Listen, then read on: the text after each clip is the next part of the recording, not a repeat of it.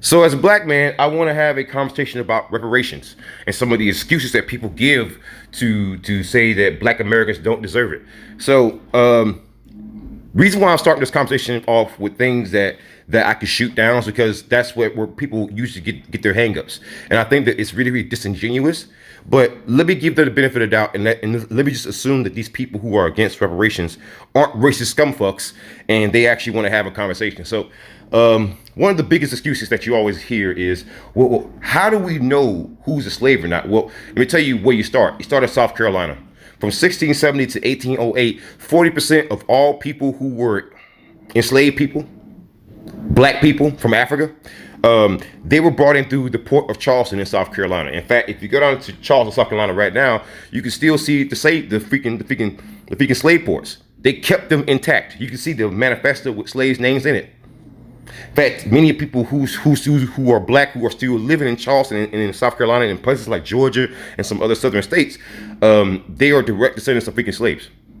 In fact, what you have in Charleston right now is a scenario where not only do you have slave markets, you have white people who are descendants of slave masters who are living in mansions, plantations, and they got to benefit off of wealth off of my people.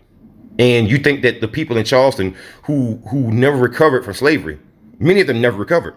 They've been living in those conditions for a long time, because even after slavery, they brought in redlining and black codes to keep black people in check. So you kept them down for generations. You don't think that's gonna have a long-term freaking effect?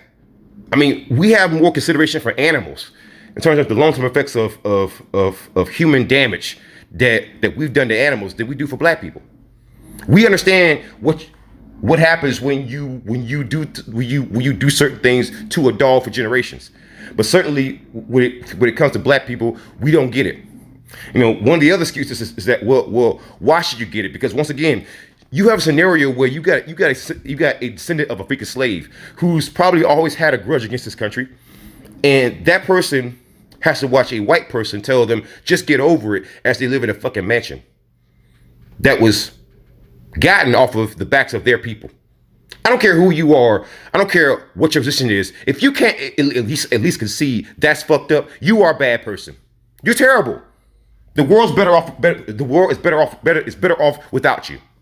You're a bad person if you cannot see how that's fucked up.